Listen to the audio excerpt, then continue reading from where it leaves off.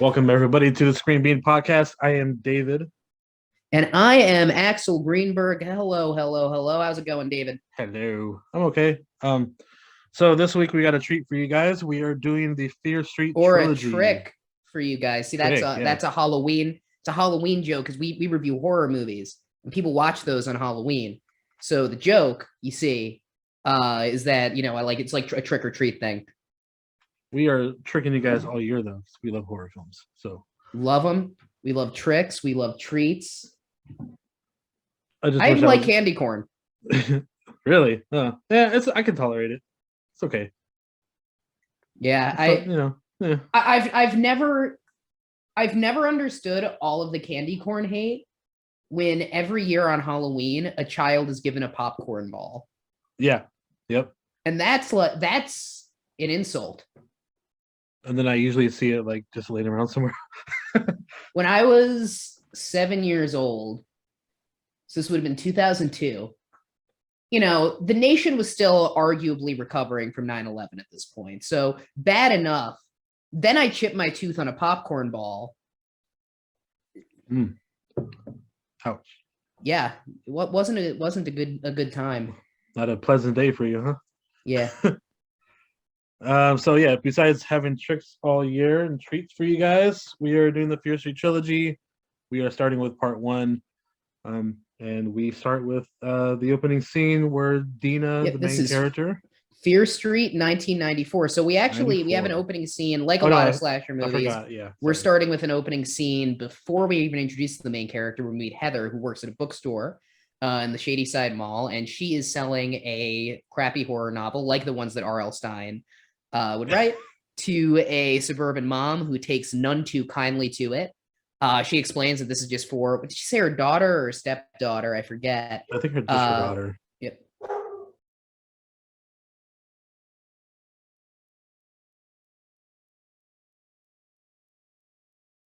All right. Yeah. So she's buying the novel for her daughter, and the bookstore employee Heather tries to make a nice conversation about it. Mom's having none of it, says it's all cheap crap, and she's just buying it for the kid. Normal interaction to have. Most of the interactions that happen in this movie this is honestly the most normal because people do act that way towards people who are in retail. But a lot of the interactions in this movie are very aggressively over the top, just in terms of the way people talk to each other. And this scene kind of sets it off right away. Yeah. But anyway, the book gets sold, then she's closing up the store. She's the last one there, so we see her closing up, and we meet her friend Ryan, who works at another store in the mall. They don't seem to say. Ryan is hanging out with a blow-up doll. In 1994, sexual harassment at the workplace was legal and encouraged. So, this. I was born in 95. That's when they really cleaned things up, to make way for me, which is good. They're like, wait. This is too much. This is going to be too much for Axel. He needs to co-host a horror podcast in 27 years. I wanted to add 2 things before the plot moves on. Number 1, as a child, R.L. Stine books were awesome. I did grow up with Goosebumps, and I did Monster Blood Part 2 or 3, the one where the hamster gets big. Is that 2 or 3 where the hamster gets big? I think the second one. Yeah. I could be wrong. That's a classic. Now, does R.L. Stine, does R.L. Stine actually like one guy who actually writes all of these Goosebumps books? I don't know. But I know the story goes that like he wanted to tell his daughter or read his daughter books, that weren't too scary for her because she was still like really young, but not like not too like soft, so that's why he started writing the ghost book, the Goosebumps series. As I get older and a lot of my friends are having kids, and I start you do see a lot of these kids, they don't want to be scared, but they do like spooky stuff and they like to play with that feeling. And I think a lot of us definitely did as kids. Yeah. So it is really interesting. But you do think so you have somebody like Stephen King who's written 70, 80 horror novels of varying quality, but 70 or 80 horror novels for adults. And you think okay, that's a pretty disturbed person who's writing all of these dark, adult horror stories one after the other. And that's all coming from his mind. Yeah. Arguably, somebody who can write hundreds of children's PG horror stories is unhinged. I doubt he writes them all himself. I'm sure he has writers now, or has had writers. Like whoever publishes them, he probably like, does like an outline of like the stories he wants to do, and then he has people like help him like fill in the blanks. Well, I'm assuming that's how it goes. RL, if you're listening, and I know you are, you're a big fan of the show, and you're looking for a new writer. Look, I am available. I know Excel, so So send us some tweets. Send me some tweets. Yeah, I will. I'll hit it up and no offense, David, but quite frankly, if the R.L. Stine writing opportunity comes up, I am blowing this in an instant. Oh yeah, I wouldn't blame you. I'd be like, please. Zip, zip. I'm on to greater things. And just a quick number 2 thing. All customers are all over the top and they all suck, by the way.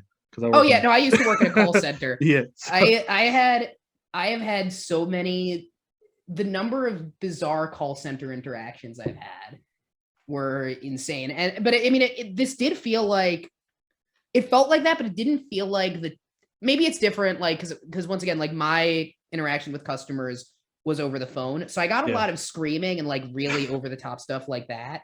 And like that type of person, like that you see in this movie, like I got that the mom at the bookstore, like I definitely saw. So anyway, it's a different type of bad customer interaction than I feel like you get at a call center versus in retail. Yeah. Did you ever get like the lady from like a 40-year-old version where she's like, jump off the roof? I've had a few of those. So I worked at a call center. I'm not going to say for whomst, but it's for a large animal welfare charity that plays Sarah McLachlan songs in their commercials. And I worked at their call center for donors for 3 years, and I quit about 6 months ago. And your last 2 weeks at a call center are the most beautiful experience that you will ever have, because people will call and they'll start losing their mind at you. And you just don't care. you literally don't care. And then they'll ask to be transferred to your manager, because it's weird, because they can't like yell until the manager comes out. They ask for you to send them. And it turns out when you've quit, you can just send them to random Domino's pizza restaurants. And there's very little that they can actually do in the way of recourse. But anyway, we're getting ahead of ourselves from the existential horror of every day at a call center to the real horror of this movie. So anyway, Ryan's out there. He's hanging out with his mall blow up doll, as you do. So then Heather starts closing up, and all of a sudden we get a spooky Scream style killer. With this movie taking place in the 90s, we're of course getting the type of movie slasher that you get in the 90s. Running around in a skeleton mask. He's already killed a few of the other mall employees. And eventually he goes after Heather. We get a pretty long chase scene that goes throughout the mall. She gets stabbed a few times, but almost manages to escape, and does manage to get the police to call the police, who arrive and shoot Ryan, who ends up being the guy in the skeleton mask, but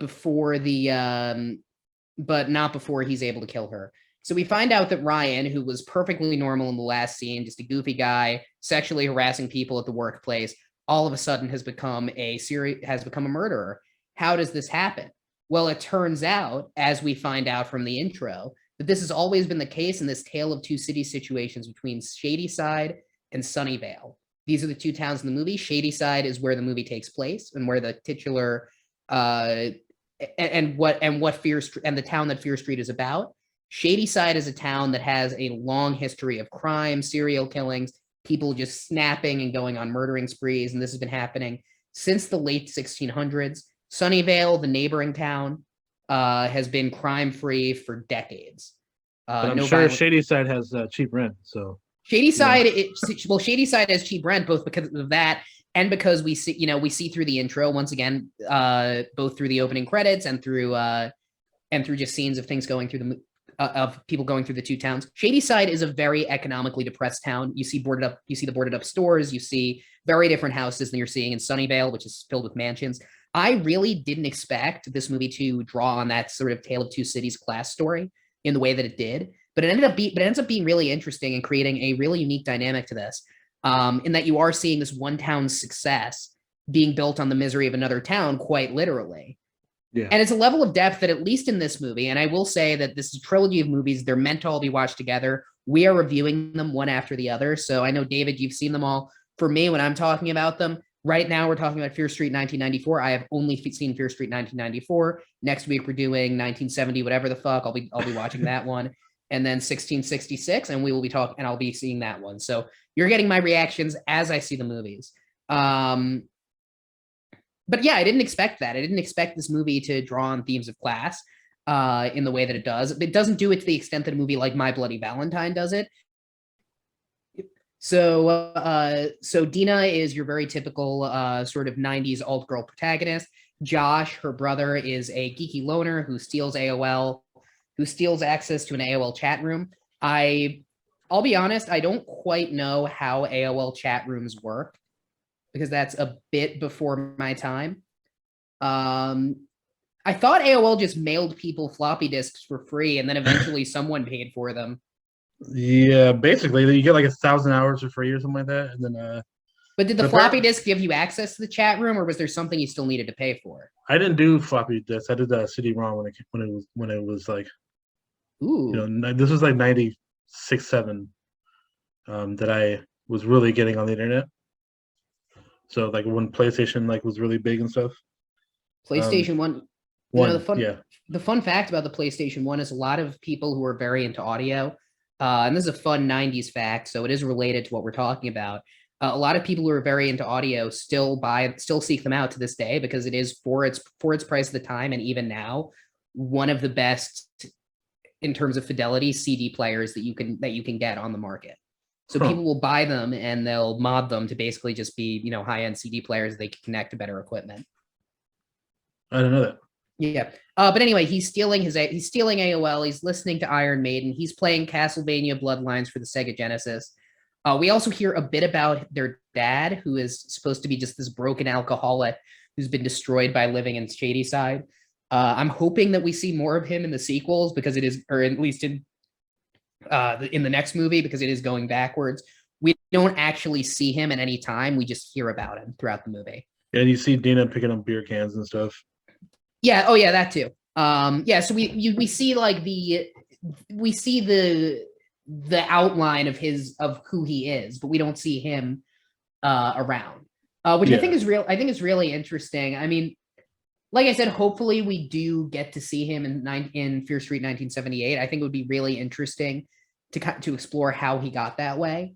Yeah, I don't remember if he is on that one, and if he is, I probably just didn't like piece it together at the time. But he might be. I just don't remember. Well, honestly, we don't get his first name. Yeah, I don't remember. Yeah, so probably not. One other thing that you notice about this movie right away is it's, on the one hand, very aggressive about reminding you that it's 1994. You see all of these old logos. Seeing the 90s Hi-C logo reminded me of when I was like 2 or 3, and I would whine in the car until my parents would get me Hi-C. Well, I would try to whine in the car until my parents would get me Hi-C from McDonald's, and they would usually tell me no. But every once in a while, they're just too tired. Because it's like 60 grams of sugar for like 8 ounces. Hi-C, it has to be. I think Hi-C is worse than Coke, but I'm not sure. I think it is, but I mean, who knows? Which is weird, because literal children drink. I mean, younger kids drink Hi-C. I guess literal children drink Coke too. Yeah, but so it's very aggressive about that. You see all these classic 90s logos. You see Josh playing the Sega Genesis. You get the AOL chat rooms. The one area where it really messes that up, though, is when you see anything on TV or hear anybody play music, because you'll see a character put in a cassette tape.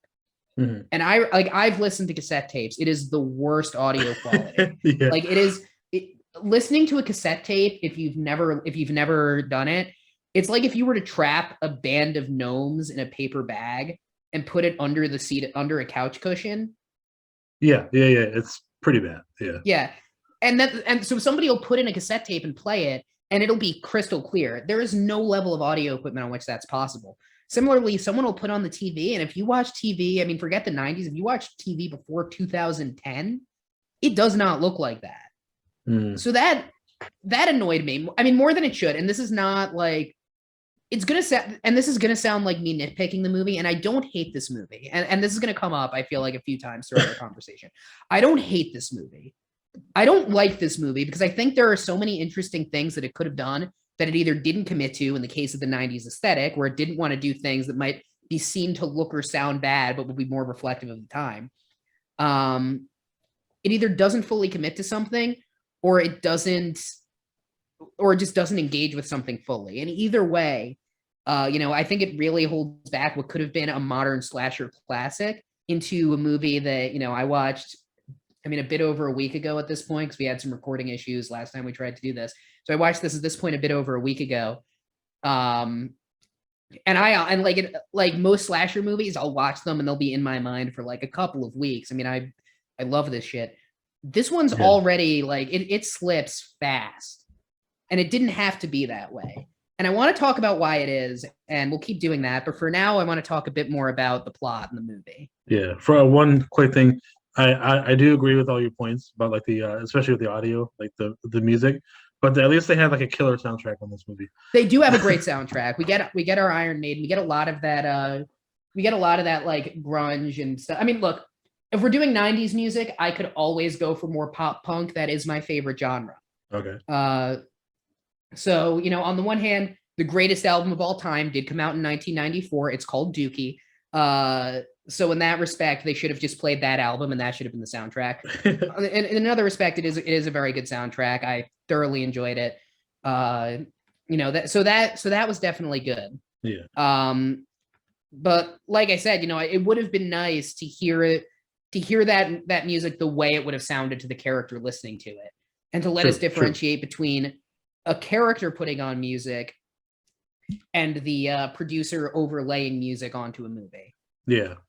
So moving forward, we're gonna skip a little bit because we're having too much fun. But I'm having a lot of fun with this. Oh no, yeah.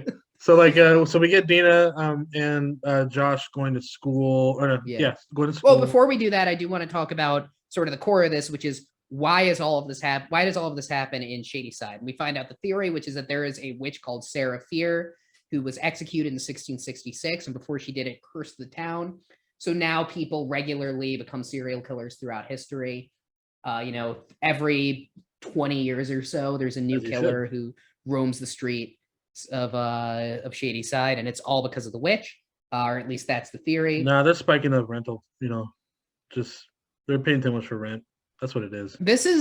Look, if there's one thing that you should take away from this podcast, FBI agent, turn off the show. If there is one thing that you should take away from this podcast, this episode and every episode, it's that if becoming a slasher serial killer will spite your local landlord even slightly, do it. Just do it. Become a Michael Myers, become a Jason, become a Freddy. Except for the child molesting part, don't become a Freddy, but become the other two. As long as it harms the landlords. Yeah. They're greedy assholes. Yeah. Anyway. Any crimes I condone or discuss, by the way, is satire and parody. So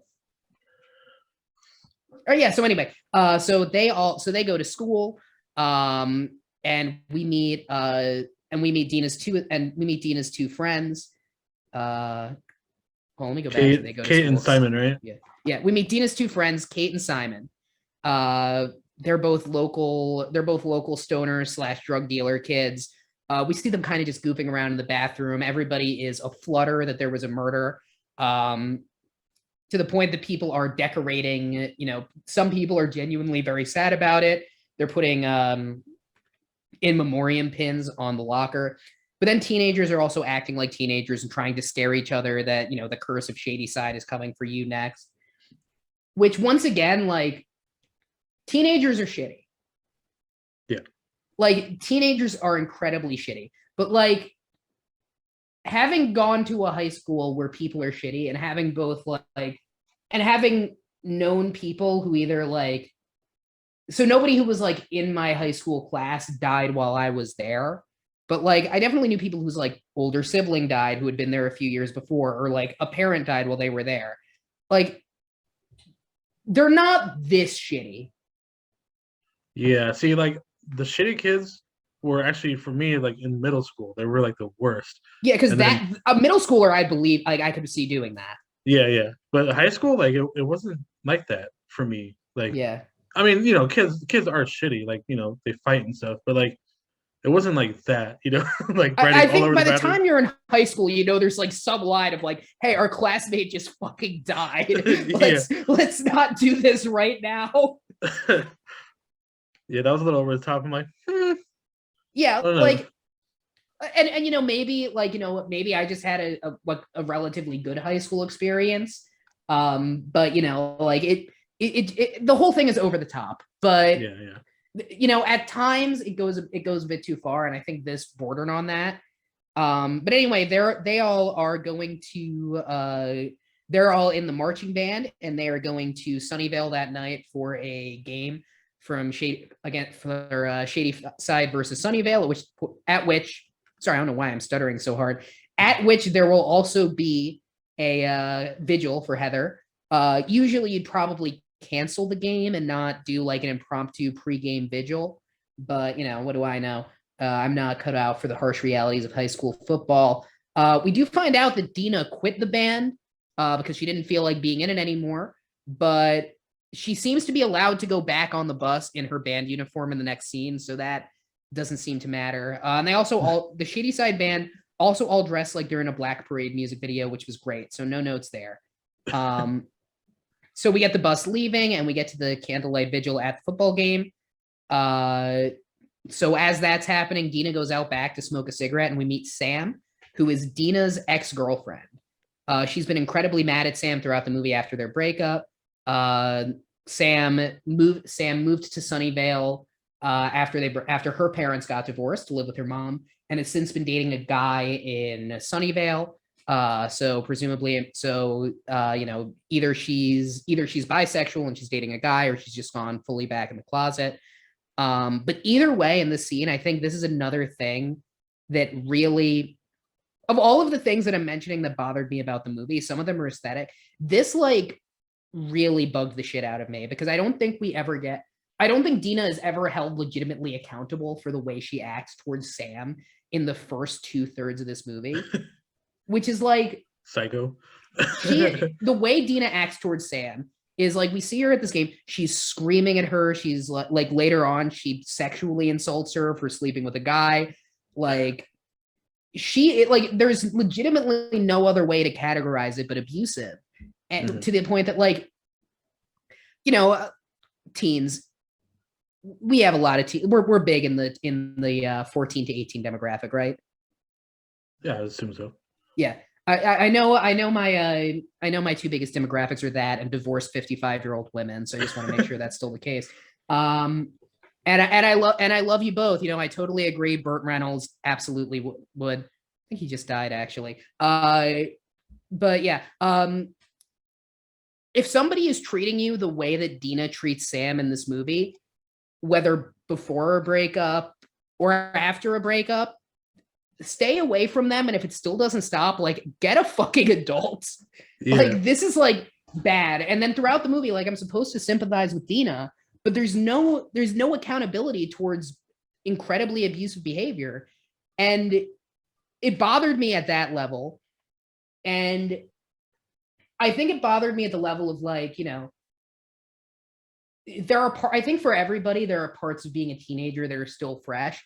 So even if it's like, this was 10 years ago for me, it's like, it's still fresh. And as like a young bisexual teen, I could have very easily ended up in Sam's situation and convinced myself that that was okay. Right? So you think about that, and you think about you think about the way that that Dina is being turned into a protagonist who's like, oh, she's maybe made some mistakes here, but there's no real but it's not really meaningfully addressed. I think it's a real problem with the movie. I think that they either should have taken out the abuse, or they should have taken some time to address the abuse, instead of having Sam later on basically be like, oh, I actually do love you, so it's all fine now.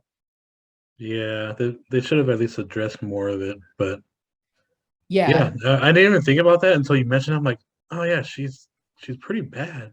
Yeah, and it's at the level too, because like, I mean, LGBT people, in part because so many people are in the closet, like, or either in the closet or are in the closet like Sam, like, face a much higher rate of abuse than straight people, and particularly teenagers, and particularly gay and bi women.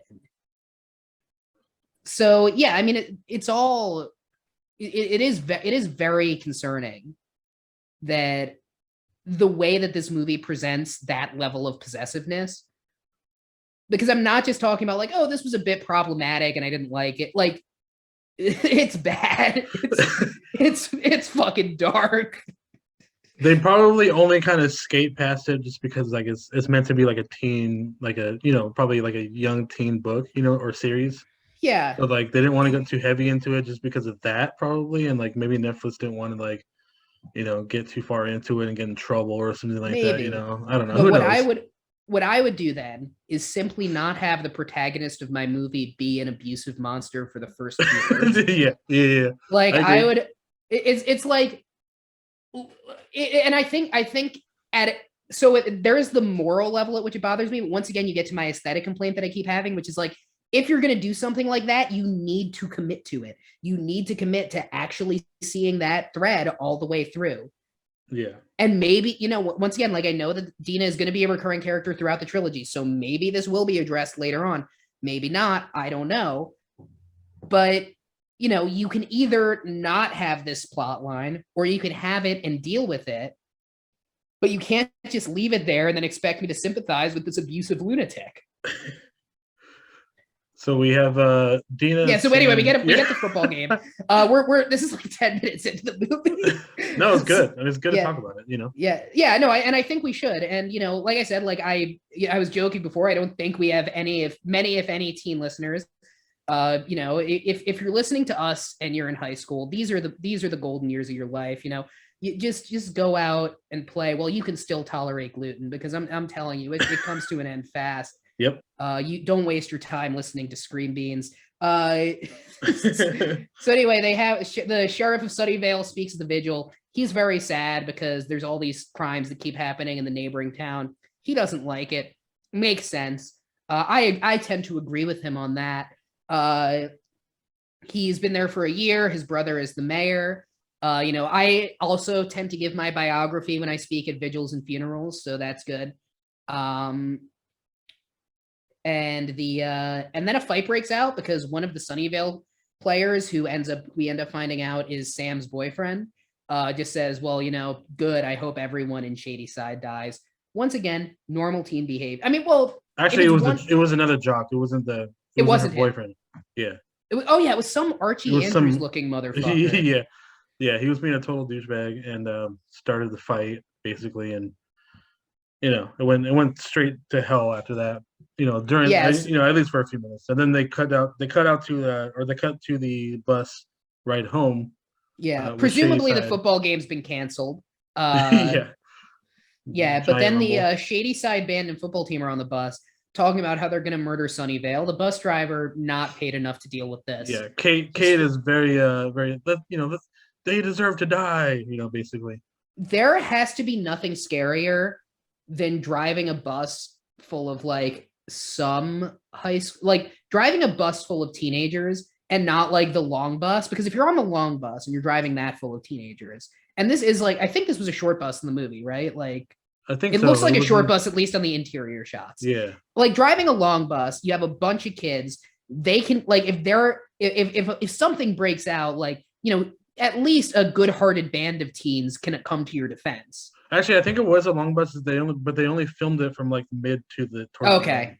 Yeah. All right. Yeah. So either way, though, driving a bus full of teens, that has got to be the most terrifying thing, because they can and will rip you to shreds.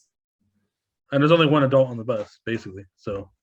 Yeah. You're the adult, and the adult is a bus driver. Like, the adult has to drive. Yeah, so they all talk about how they're going to murder the Sunnyvale football team. But then they get chased by Sunnyvale goons. who are wearing skeleton masks and respond by throwing a cooler full of Gatorade. Well, trying to pour a cooler full of Gatorade on the car, but Dina gets a nosebleed, so she just drops it. And that causes a car crash. The car had Sam, Peter, and some other dude who I think was the guy from before, but I'm not sure. They all get injured. Sam crawls out disoriented and starts having weird flashing imagery. That's because she touched the soil, right?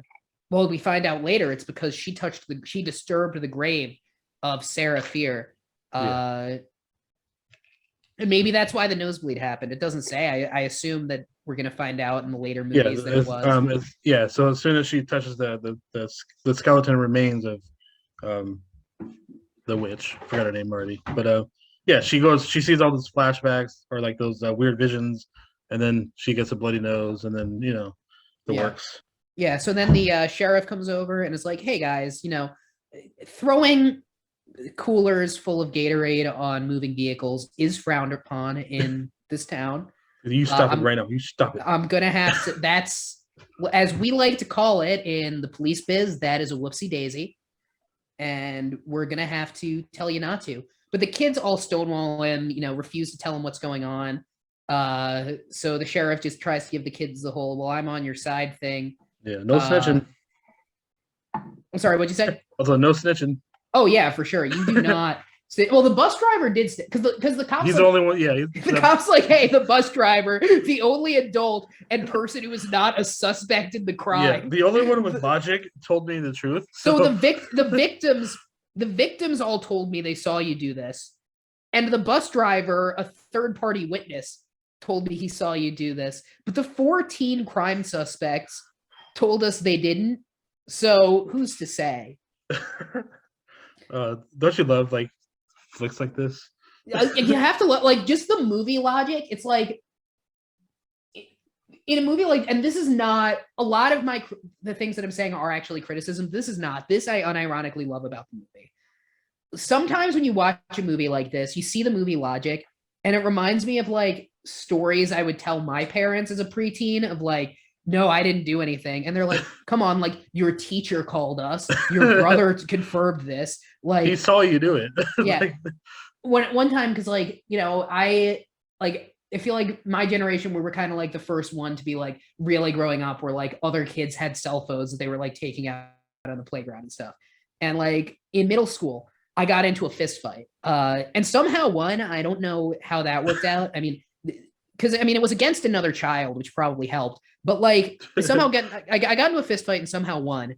And somehow like it was after school, so I didn't get caught by a teacher or an adult, but someone filmed it and they didn't upload it to YouTube, but they showed it to. They were like passing it around and showing it to people. Yeah. And then that kid's mom saw it and called my mom, and it was like months later that this finally got back to haunt me. So I'm like, so I'm at home and my mom like yells at me like, get down the stairs right now. And I'm like, yeah, what? And she's like, what did you do? And I'm like, what do you mean? What did I do? And I'm like, what did I do in March? It's August. Oh, I love it. Yeah. So like, but this is 1994. So I mean, you could get it, I guess but anyway, like, I guess what I'm trying to say is you're trying to, just quickly spiral your way out of it. And in this movie, it somehow works. Which I do love, like I said.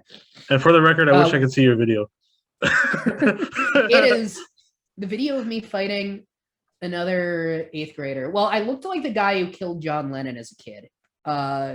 So like it is probably That's not even better. Yeah, it's probably, I probably still would look like that if I shaved, honestly. But it's not particularly recognizable. I have to imagine it's gone. I have to imagine it's not like, I mean, this was a flip phone video. It can't have been such high fidelity. It's destroyed, I'm sure. I don't think, I mean, could you even convert a flip phone video to like YouTube these? I can't imagine you could. I mean, it's probably a long process, but yeah, I'm sure you could do it. Yeah. So anyway, we meet Pete, Sam's boyfriend. He's pissed because his car is totaled, threatens to murder them all.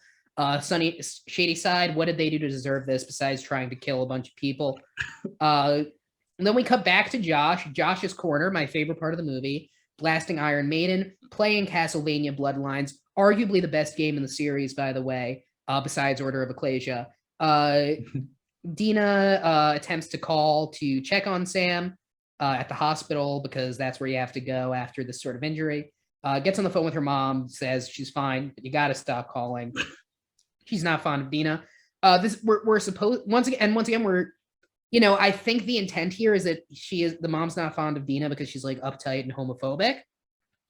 But where that doesn't work and where that falls apart is that once again, this movie makes Dina into an abusive lunatic. So it's like, if I had a kid who was being treated that way, I mean, and I don't have kids, so maybe when I do, and you have kids, I don't, so maybe when I do, it's a different perspective. But like, if I have to imagine if I had a kid who was being treated that way by a significant other, and especially an ex, and they called, I'd be like, yeah, you gotta stop.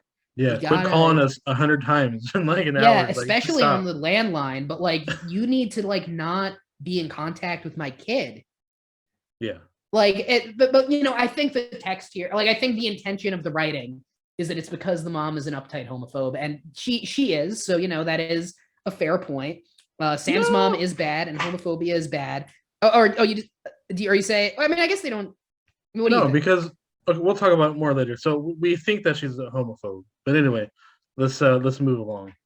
Yeah, and I'll tell you why she's not a homophobe, like later on. But you've got some hot takes too. Well, not really. It's like the one scene you see them all together. You're just like, oh well, Anyway, so like let's move along. Yeah. So doorbell rings. Dina goes to check on it, and we see the skeleton costume from the mall. So she thinks it's just Peter because he yelled about how he was going to kill them all.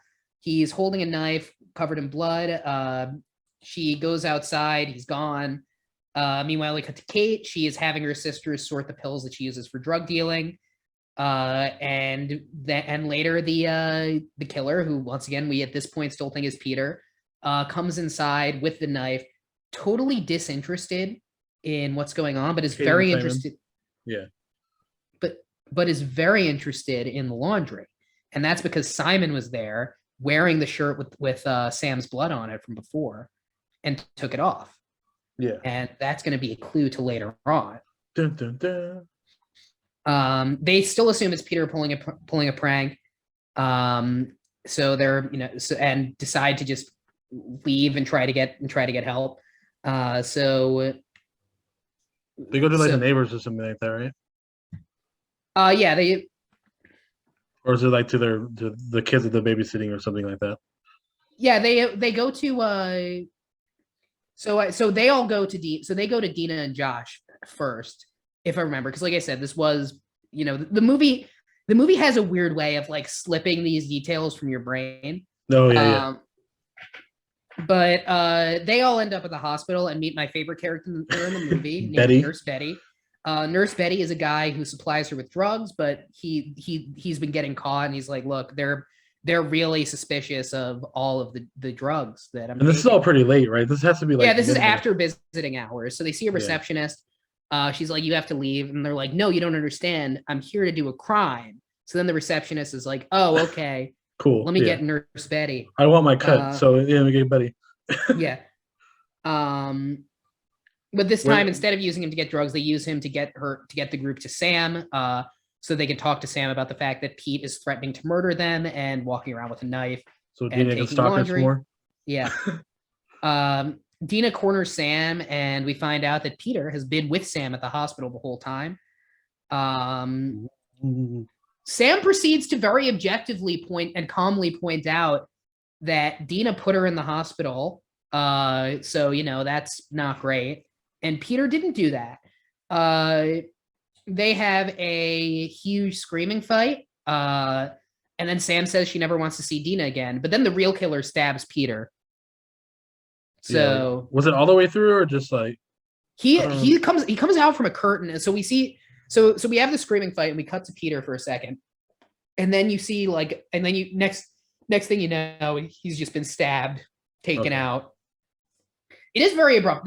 This was actually probably, in my opinion, there are big flashy kills in the movie, and the biggest flashiest kill is my favorite kill in the movie. But this was, in my opinion, a very well done, understated kill. Yeah, and that, like it came out of nowhere, and I was like, oh, okay, like cool. Yeah, very rarely does that work too. That's the one time where you find the skeleton being like an actual threat. Yeah, where you find him being a threat, and where you legit like usually to do a jump scare like that, you need to build up a certain level of tension, and this did it well by building up by not really giving you that tension. You just don't think that's going to happen here, and then it does. Yeah. So that was a really cool scene that I actually liked quite a bit. Meanwhile, we get Josh talking to Kate while he's hacking a vending machine, which I guess you can do by just pressing a bunch of buttons on the keypad. That is actually true. That is true. Yeah. I know, like the old school ones, they can do that. I don't know what. I don't think the. I thought you needed like an actual physical key. There's two ways. There's if you don't have a key, there is a sequence of like numbers you could use to open up some of the vending machines. Damn. I don't know like which models and which like years, but like I did hear about that where you can do a sequence of numbers or a pattern or something. That's crazy. I didn't even know about that. But it probably stops around like 2000 or something like that. I have to imagine that once everything goes digital, like there's some level of. I have to imagine today it's all on people. It's all on like a mobile phone or something. Yeah, it's totally different. It's totally. I mean, I don't know if you work in the vending machine industry, definitely let us know in the comments. We might be pivoting to a vending machine podcast, so just definitely let us know. Drop us a DM. We'll call ourselves the Vend Bends. I like it. Yeah, so they're talking. Josh is talking to Kate about why she got into selling drugs, and Kate just says, this is the only way that she's going to get the money to get out of Shadyside. And once again, we're getting into these economic themes. We're getting into this idea that Shadyside's curse is just as much an economic and human created curse as anything magic and metaphysical. But then we find out that the hospital receptionist is dead and see the spooky skeleton guy kill Nurse Betty in front of everybody. R.I.P. All he was trying to do was give out some more blueberries and bananas, and for real, like God, it gets a knife to the throat. Rude. It is Hashtag rude. That is not. Or the skeleton, he's just like, not only is he an asshole, but he's a homophobe. So, oh yeah, well, Nurse Betty is definitely queer coded. You're gonna laugh at me for saying this, but for a brief second, like obviously, like it was very obvious what was going on with the skeleton. But for a brief second, my extremely stoned mind while I'm watching this movie. Yeah. That's probably the best way to watch it, brother. I mean, it's the best way to watch most movies, truly, besides like Requiem for a Dream. But like it's too much. That is way too much. But for a brief second, I think, what if it turned out that the cop is the skeleton guy, and that's why he killed Nurse Betty to stop drug dealing? And I actually have in my notes, twist. What if cop is skeleton guy? No, that's stupid. Was that your stoner brain like writing that down? That's it gets weird. I love it. Yeah, usually I like delete those interjections and clean it up, but that one I was like, no. I gotta keep that one in it. I need to remind myself of the time that I briefly, for under a minute, but briefly had this fan theory. So but at the same token, is the sheriff or the cop really a good guy in the first place? Well, obviously not, right? Like, obviously, I'm gonna find out he's bad in worse ways than I thought. Also, he's a cop, so no. Yeah, I already don't like him. Yeah, but like beyond that, I'm sure he's worse. And then Sam bites him in the arm, and they all run into an ambulance and get away. And it turns out that Ryan Torres is still alive, and he's the killer, even though he's been verifiably killed. In the middle of his forehead. Oh yeah, we see the bullet hole in the middle of the forehead. Real creepy. Meanwhile, the sheriff has arrested and is harassing Martin, the janitor, seemingly for just purposes of racial profiling. He's framing him for doing some graffiti. He's like, "You're the only black guy in town, so we're gonna arrest you." Yeah, which I do hope we get more of him, and I hope that more comes of that thread in the rest of the trilogy.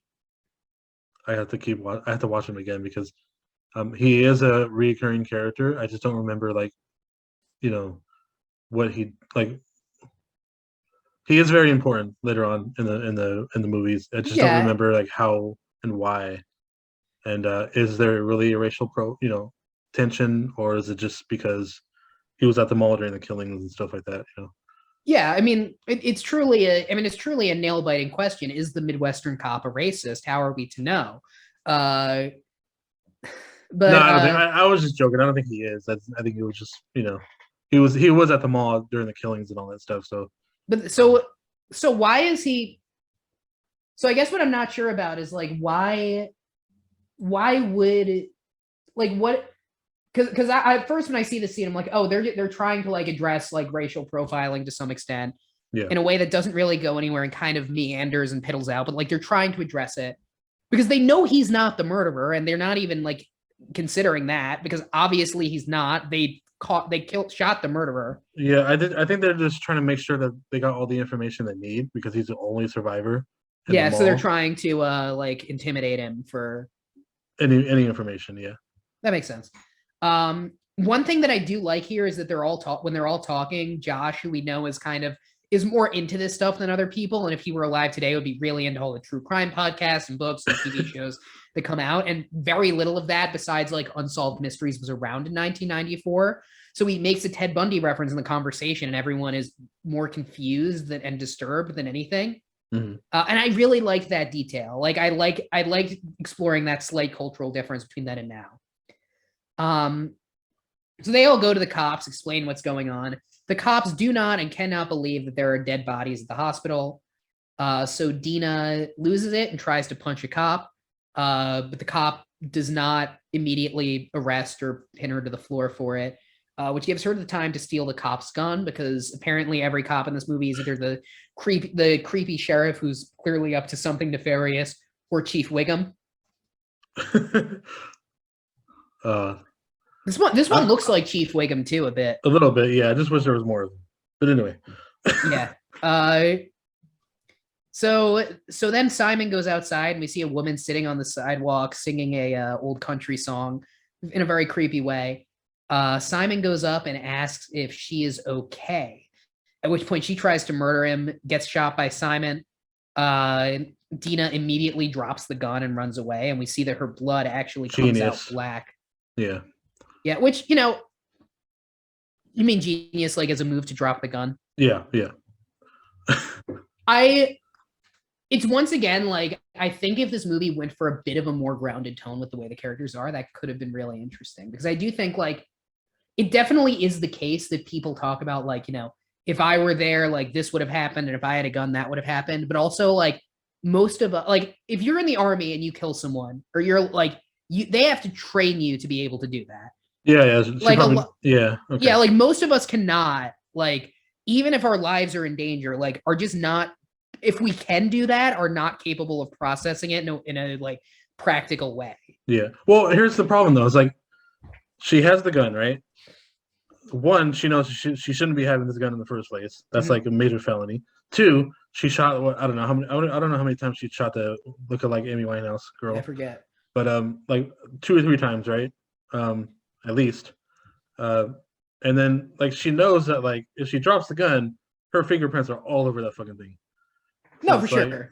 Like she should have been smart enough to be like, oh, I totally jacked this gun, and like my fingerprints are all over this motherfucker. Like, but I guess circumstances, she sees a weirdo, weird killer on the loose, and she freaks out. So I guess okay, I'll give her that. Yeah, and like I mean. And once again, I think it would be more believable if the movie wasn't already half committed to like such an over the top tone. Yeah. For how these kids act. And for the record, the Amy Winehouse chick is my favorite character. I think as far as like the current killers. And that's what I do want to talk about because then we get a whole bunch of newspaper clippings. We reveal that this was Ruby Lane, killer in the town from 1965, who was a beauty pageant girl. We get to go back to 1666. We meet Cyrus Miller, who was a pastor who went crazy and did it. We see the 1978 murders from this Jason-style killer, a milkman in the 50s who has kind of a Norman Bates vibe.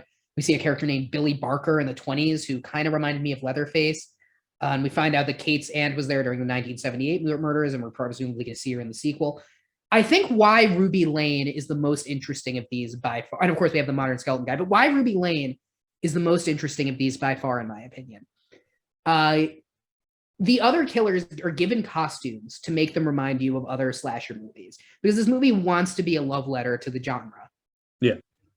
What slasher movies are good for is giving every character a unique personality, even when they're completely silent in the way they move and act and and think. This movie does not do that in a meaningful way, at least with the killers that we see during the rest of the movie, because we're going to continue to see Ruby Lane, we're going to continue to see Skeleton Guy, and we're going to see the Jason guy. Yeah. Skeleton Guy and the Jason guy, you could have replaced, I truly believe, with any of the other killers that we see in the scene. They should have. And it wouldn't have it wouldn't matter though. Like they should have or they shouldn't have. Like it wouldn't matter. Yeah, it wouldn't matter. We don't get a unique personality from them. With Ruby Lane, and this seems to be one of the actress's first role. I mean, an early role for her at least. Like, this is Jordan Di Natale. She doesn't even have a Wikipedia page, it looks like. Wow. But she did a fantastic job here. She just has this little smirk and hair twirl. Yeah. And like her way of singing. And it all really, really works.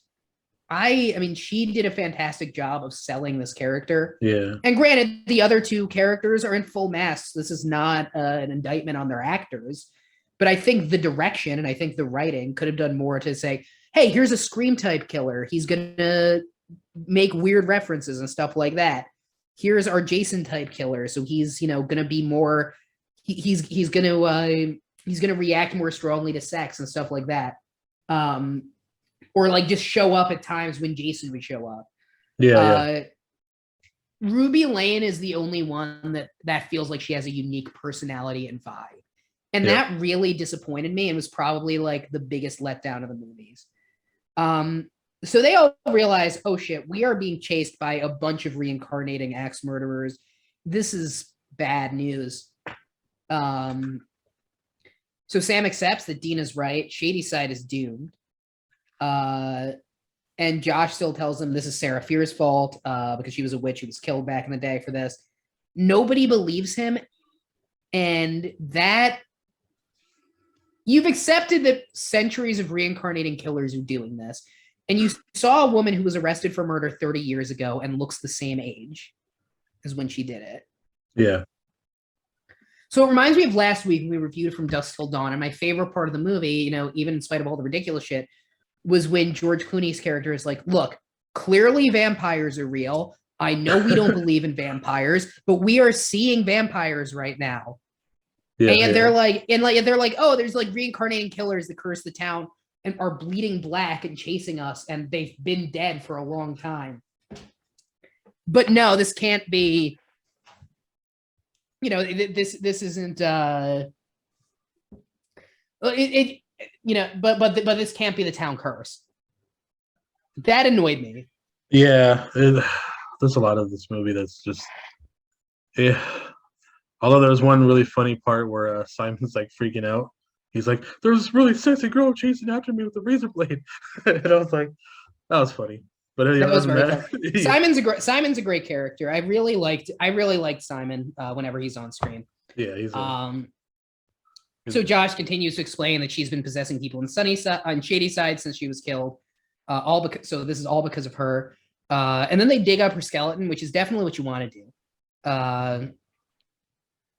And Josh says that this is going to make her really start sending all the other killers.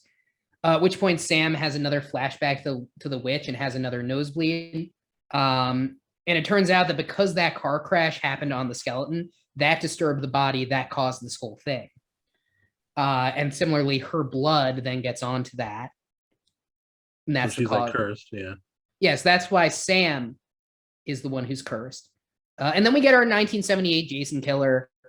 He, like I said, he's not interesting. No, he doesn't even maniac. Yeah, literally.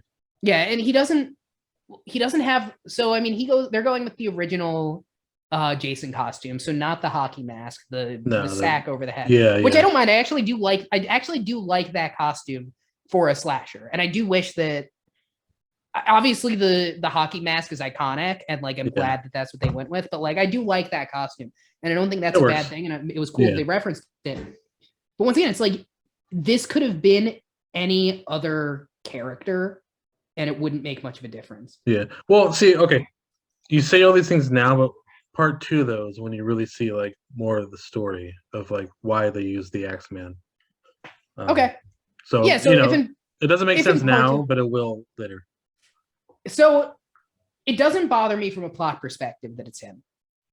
It doesn't like what bothers me is from a perspective of you want to make a love letter to the genre, but you're not doing most of the things that people, at least people like why I love slasher movies is you have these.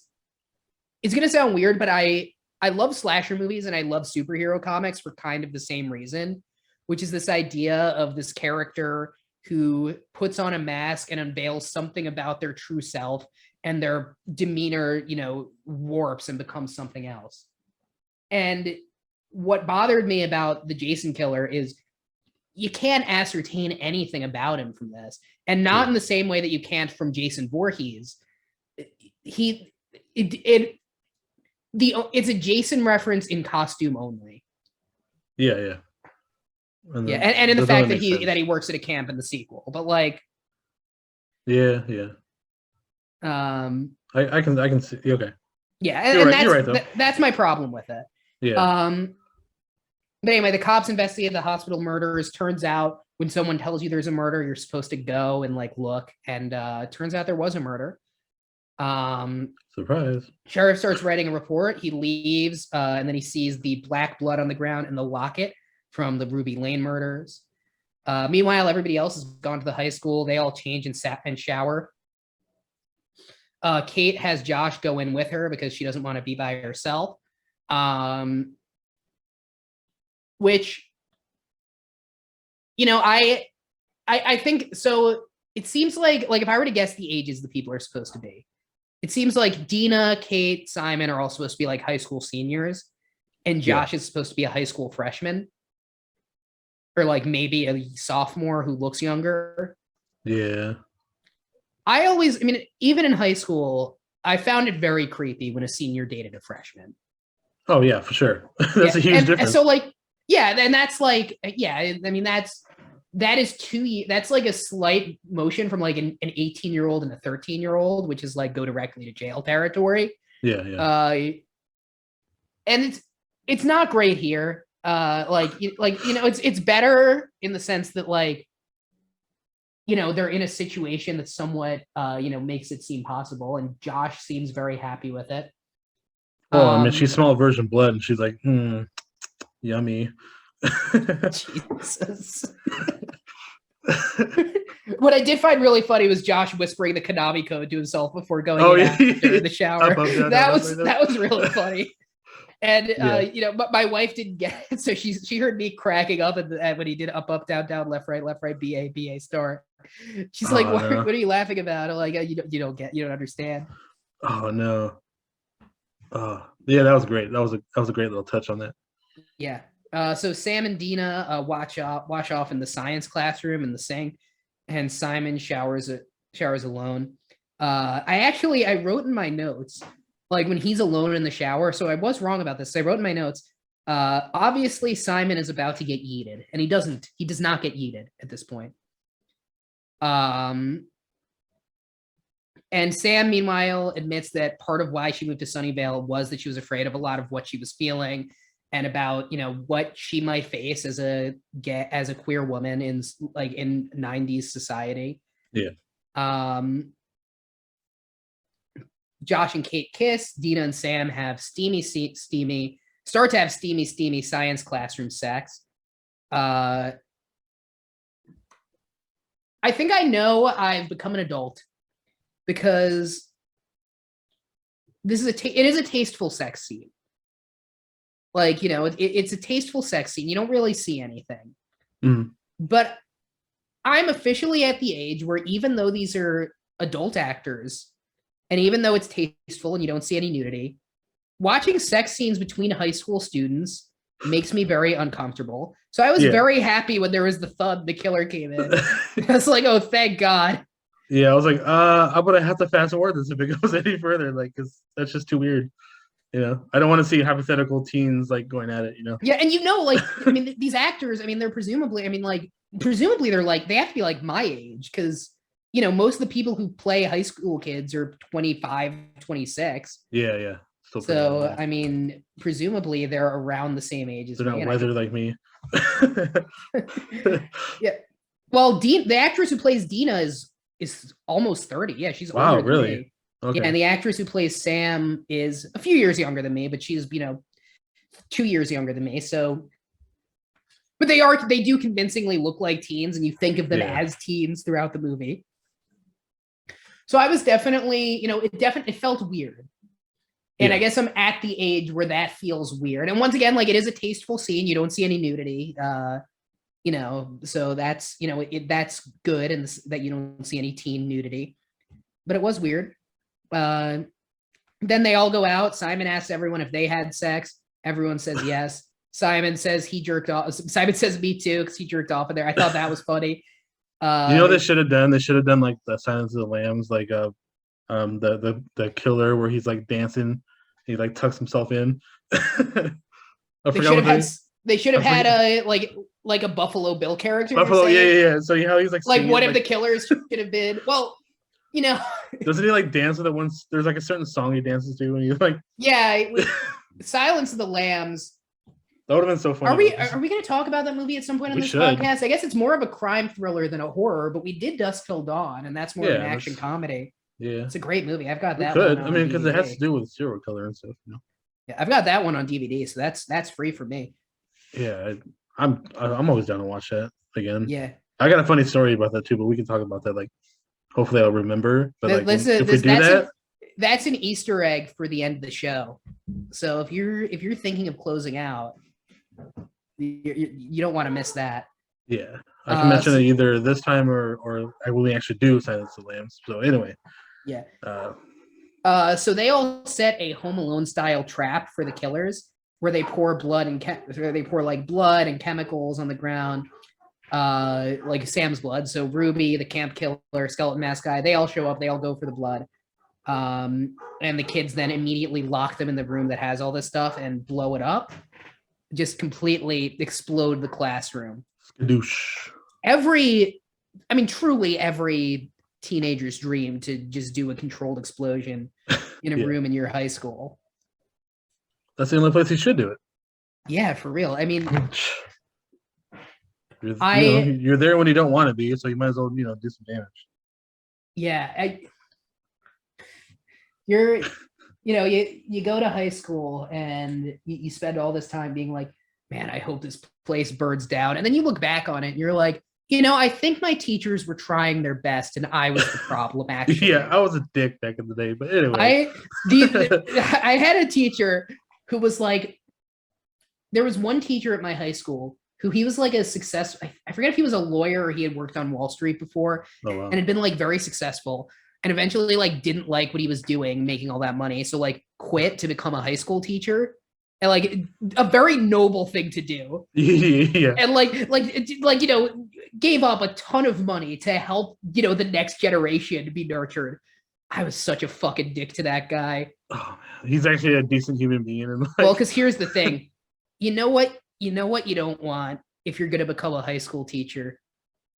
You don't want your last name to be Bonner. You don't want to be Mr. Bonner.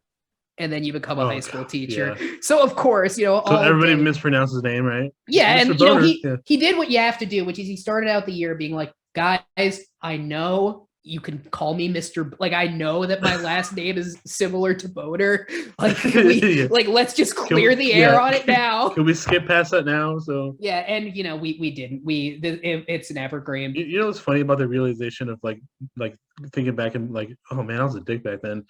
So recently on my other podcast, I was talking about like some Cali DTO. Listen, yeah, please. And I was talking about like old drunk stories from like high school and stuff, right? And I was talking about it, and as I'm talking about it, I'm like, man, I was a dick back in the day. I'm like, it was a real like funny realization at that moment, I actually didn't drink in high school. I didn't start drinking or smoking or anything until college.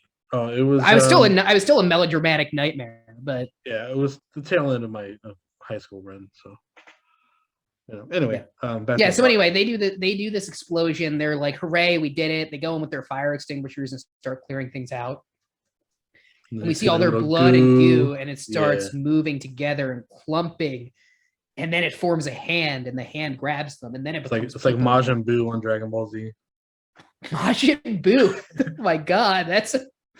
Did you have Majin Buu like in the tank for the episode? No, I just thought of it. Power of the 4-star, dude. Power of the 4-star. So I mostly remember the Frieza saga because that's most of it. But iconic, yeah. Oh man, fucking love Dragon Ball Z. Actually, I need to reread it. I've got a bunch of volumes of Dragon Ball around here. Nice.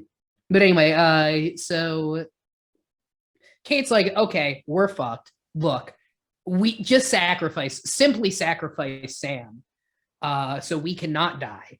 Actually, yeah. And Dina is not happy with that suggestion. Says Kate obviously obsessed. Yeah, well, Dina says Kate's a monster for suggesting this. Kate points out, this is the only way. My aunt was there in 1978, so I know that I know that this is the case. Josh even agrees, and Dina, Dina's the one who's like, this is not what we're gonna do. And we also find out that the survivor in 1978, the only person to survive this killer, actually died, but then gets resuscitated. So technically she died, and that's what stops it. Yeah. So before we can see how things end with the killers, we do get another cutaway to our spooky sheriff. He walks up to a random house, drops in a note, I think through the door slat. It says it's happening again, and that's all we get of that. Generally speaking, and this is there, both with your references and other lies. I don't know if they think they're preparing me for a twist with the sheriff, but I mean, it's never good when someone walks up to a random house and says it's happening again. Yeah. It's usually like, it's never about like Toyota-thon. So it was actually because they had a one-night stand and he has herpes and he had to slip that. Oh, never mind. That was a different story. So he slips the paper out of the door, gives warning to whomever is behind the door. And it's happening again. Yeah. Outbreak. Anyway, it's happening again is also what I tell my wife from behind a closed bathroom door every time I eat dairy. So then we see that, so they've all gone to the supermarket where Simon works and has been consistently employee of the month. Loved that detail. Right. He goes in and they gather a bunch of pills. We did find out earlier in the movie that Simon's brother had overdosed, but then was resuscitated. So he gets the pills. He gets a bunch of EpiPens, which do contain adrenaline, which I wasn't. So a lot of people actually don't. I think a lot of people don't know that like that is adrenaline in an EpiPen. I mean, you shouldn't just like jab people with EpiPens if they're overdosing. But like, I have a sister who has like severe allergies. So I mean, at my parents' house, there's EpiPens on hand all the time because she's also much younger than me. And I mean, that is the case that like, that is adrenaline. Don't inject yourself with an EpiPen to get an adrenaline rush. There are better ways, but that is true. So. Yeah.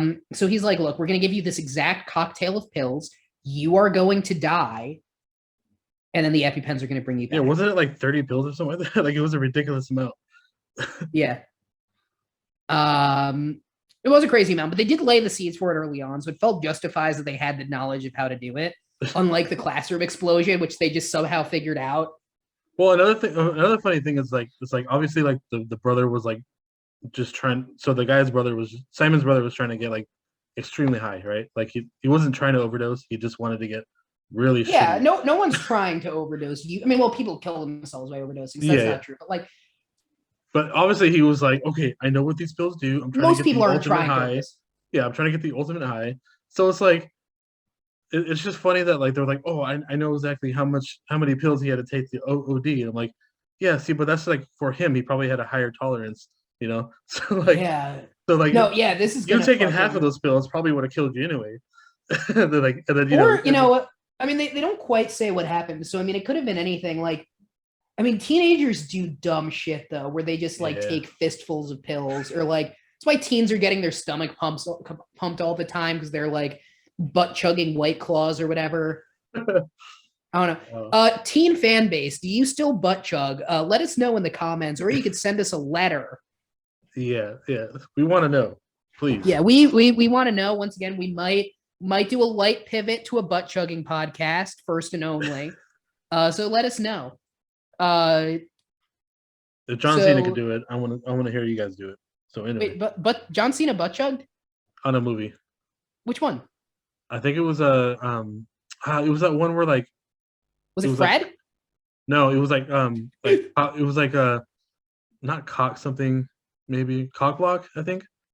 The cock blockers where he's like one of the parents and he's like trying to get his daughter from like losing her virginity at a party.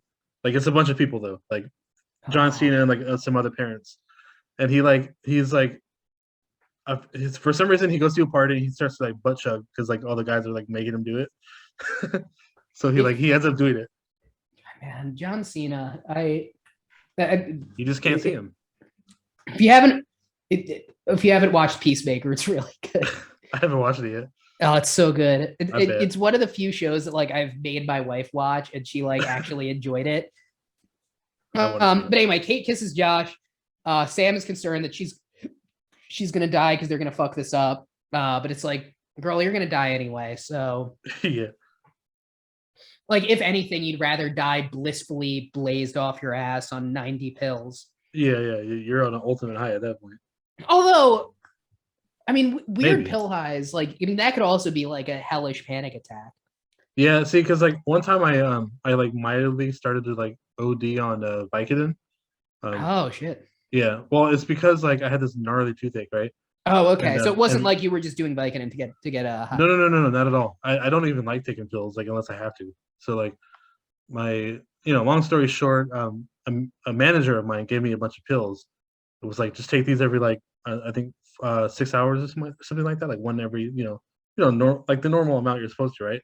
I was in so much pain. I popped like, I don't know, 3 in like half a day or something like that. Like, and I was driving home one day, and I had to like pull over because I started to like lose conscience a little bit. Then I was like, oh, that's not good. So I like stopped taking them. Yeah, I stopped taking You're not them. supposed to drive on that shit though at all. Well, but I didn't feel anything. Like, like you don't feel like you're like high or anything. You just feel like there's no pain, So yeah, I was like, okay, so I feel fine. All of a sudden I started to like black out a little bit. I'm like, oh, I'm stopping. Like, luckily I had enough time to do that. And then I kind of like, I nothing happened. Like I was fine.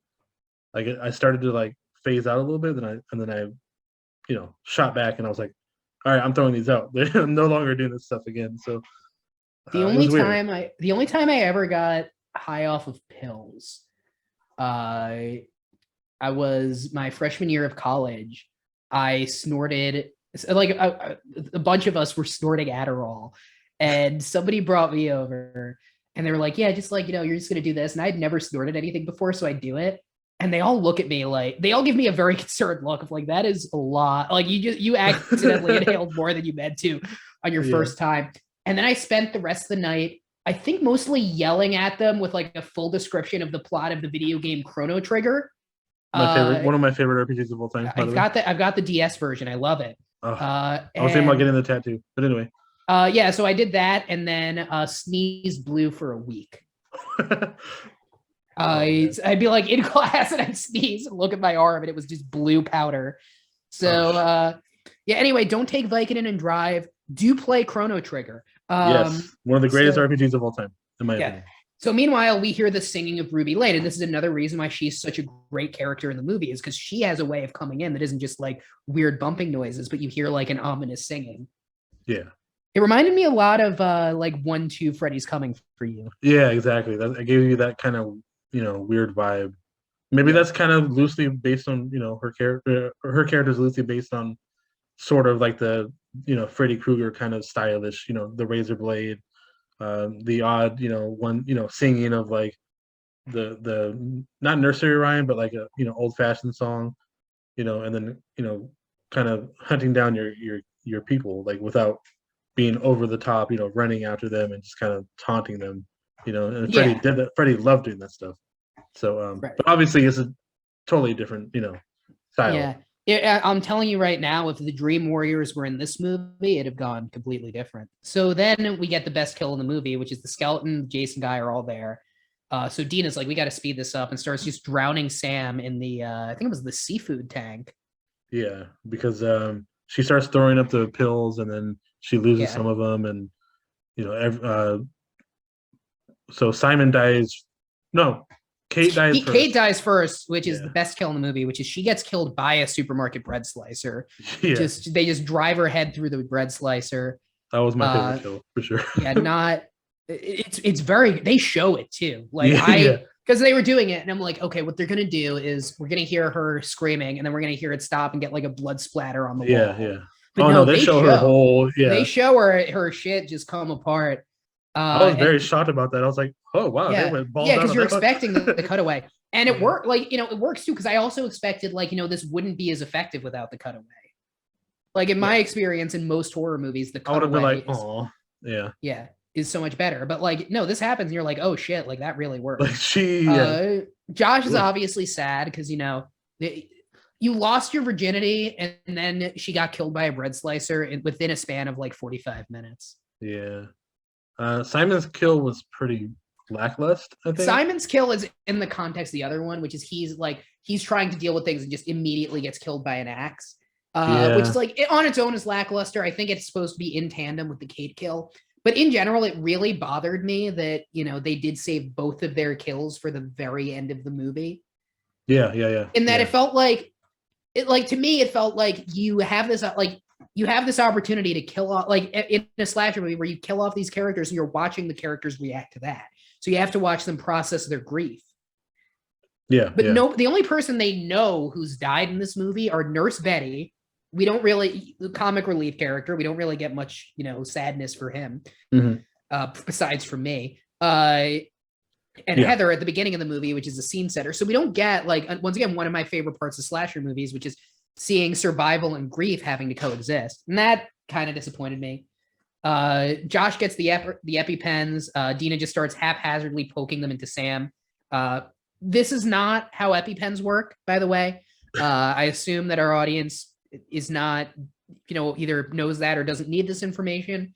But if you're thinking of getting like 90 EpiPens and just poking them into people, don't do that. They're also very expensive because we live in capitalist hell.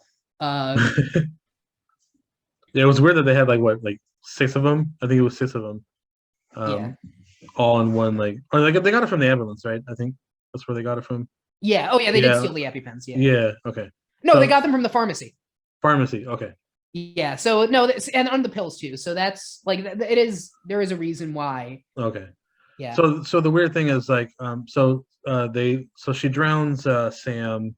Sam dies, until but as that happens, the monsters disappear, or like the killers disappear.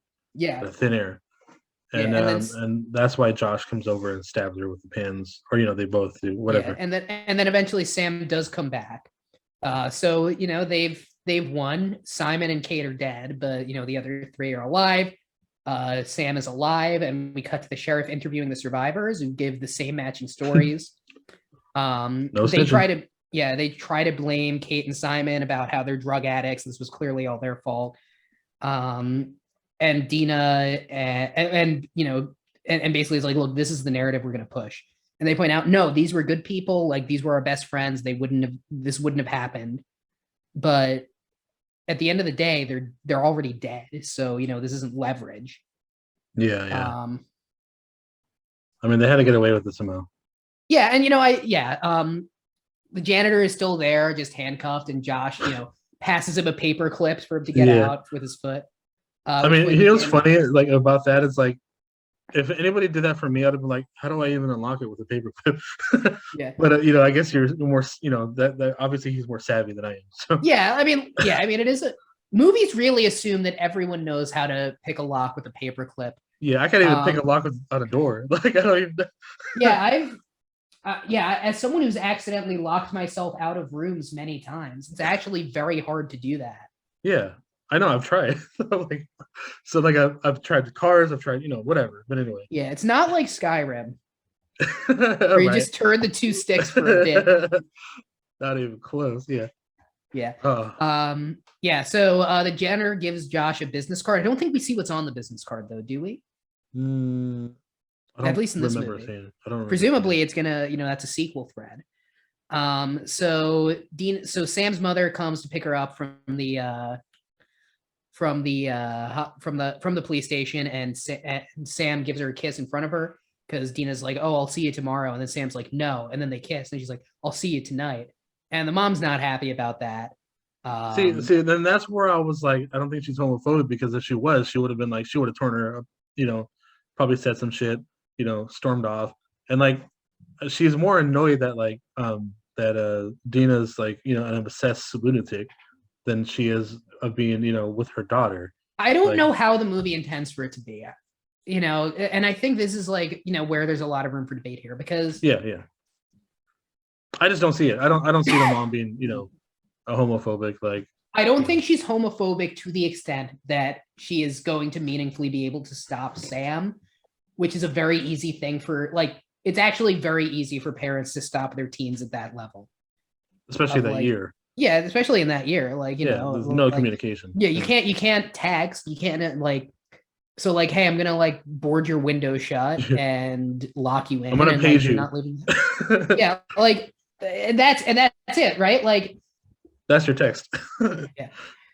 God, pagers. Yeah, but like, green a bit. Yeah, like so she's not to the extent, like, I mean, she's not to the extent of like force.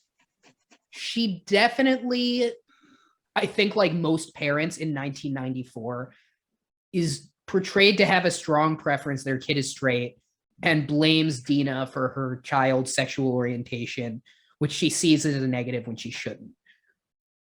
But I don't think it's meant to be, oh, she's homophobic to the extent that it's putting Sam in an unsafe situation. I just think that because Dina's been a psychopath the entire movie, or even before that. I would hope that's why. I think because I and once again, like, this is really why the movie should have addressed it, because yeah, but we don't really know, because they don't even like mention the mom, I think, after this. So yeah, and we don't get any closure on the abuse, because it's supposed to be very happy that Sam ends up with, I mean, and we're gonna get to the complications of that in a moment, but it's supposed to be very happy that Sam ends up with Dina here. But if you're with someone like that, what is going to happen the next time you do anything to piss off Dina, or don't show her appropriate deference and dependence? She's gonna be the next killer. Yeah, I mean, Dina, I mean, you're joking, but like, Dina is an abusive person, and the movie really needed to either not do that or address it. And the way it approached it with hey, she's gonna be abusive, no, we're not gonna talk about it, really weird. So then Josh orders pizza for everybody, and Dina answers the phone, and then it's a spooky woman who says, you're still alive. It turns out that's the survivor from 1978 who tells her that it isn't over. We started to hear spooky whispers happening. The witch is still out there and can't be stopped, at which point we get a weird shot of a cave. There's a shadowy figure meditating by a fire, and we see all the names of the other killers etched into a wall. And then we see Sam's name etched into a wall, but it's not etched with like a pen. It just the writing just appears. Yeah. And then Sam comes down the stairs and stabs Dina while having a blank expression. Josh is in his AOL chat room. The people who were talking about it before are saying, no, it wasn't the witch. It was just these degenerate druggies, is the terminology they use, I think. Yeah, no, they were great. They were my friends. Yeah, they were great. They were my friends. She let me touch her no-no spots. Yeah, really weird to be in the chat room too. Like, it's just a weird thing that, like, to be in the chat room and then be like, oh no, this is what happened. And then when you blamed every other murder that's ever happened in this town on the witch, and at least the one in the mall was like all one guy who did it. Yeah. Like this one, you're like, okay, why was there a woman through a bread slicer, a guy with an axe in his head, and then two people who didn't do it? Like, did she put the axe in his head while he was sliding her through the bread slicer? Like, how did this happen? Crime scene reconstruction. Let's go. Right. So Dina fights Sam off. Josh can't hear it because he's listening to his cassette tape. Then he turns around to see Dina stabbed with it, who's been stabbed but is alive, has her hand on his shoulder. Sam's tied up and grunting, just completely freaking out, Exorcist style. And Dina says, need to save Sam. I need to get her back. And that's the end of the movie. The sequel's coming up, set at the camp. Yeah, and you see a bunch of like previews for like the for 1978 and stuff. Yeah, I mean, there's a lot of problems with this movie, but I don't know. I didn't hate it. I enjoyed it to an extent. Now that we talk about it, though, I'm like, now I see why this movie kind of sucks. Yeah. In a way, Look, in some ways. This is a movie that when I talk about it, it sounds like I hated it a lot more than I did. I was entertained throughout the movie. Yeah, me too. And it's a good length. Like, I mean, it's not a boring movie. It's something that I enjoyed watching. If you like slasher movies, and because there aren't a lot of traditional slasher movies being made today that aren't direct reboots of others, and only some of those are good, and most of them are not. Like, if you like slasher movies and want to see a modern one, and you've already watched, the really good modern ones like Hush, like, this is not a bad movie, and it's not like it's not a bad time. Like, you will probably enjoy yourself if you like slasher movies. Yeah, I actually did enjoy this movie the first time I watched it, and then as I watched it again to actually like talk about it, I was like, oh, I see all the problems now. I just didn't care the first time I saw it, and then now I'm like, okay, but overall, it's still a good watch. I mean, and that's the hard thing about reviewing movies, because most people don't take notes. Like, when you watch a movie for fun, you don't take fucking notes. Yeah. So you're like, of course it's good. Yeah. So like, and then you take notes, and all the flaws start to come up. Yeah. So that lots of flaws, but it's still good. I mean, yeah. And especially the bread slicing part. That's a great kill. That's I would say that's one of the better horror movie kills I've seen in a recent long time, because I felt like that was like pretty original, because usually, like you said, they take away, from that. And I wouldn't, I'd still like it if it was a cutaway, but like, I think a lot of horror movies have kind of moved away from the slasher genre. Yeah. Because it was for a lot of good reasons, it was oversaturated, and we're getting more into this period of like slow, quiet, thoughtful, atmospheric horror movies. Mm-hmm. This is not that. And it definitely remembers in that scene the art of the classic kill. So this is definitely in your face, as far as like how people die and stuff. Yeah, so. It's not at the level of Hot Dog Water and My Bloody Valentine, but it's good. My biggest problem with the movie, number one by far, is Dina being extremely possessive and abusive, and the movie just not addressing it. And like, I don't think that's great. I don't think, especially when you have a movie that's targeted at a teenage audience. I think if you're going to have your protagonist act this way, you need to do it more carefully. Yeah. Maybe I'm being oversensitive to it, and maybe the movie will do a better job of addressing this in the sequels. Well, see, I didn't even like look at it until I didn't like realize how shitty she was until like I watched it again. I'm like, wow, she sucks. Yeah, like, I mean, once again, like, I think of this as like, my younger sister is 14. Uh-huh. And I have another sister who's 22. And like, I think about my 14-year-old sister. If she was in a relationship with anyone, and she was like, this person's like, and she described Dina's behavior to me.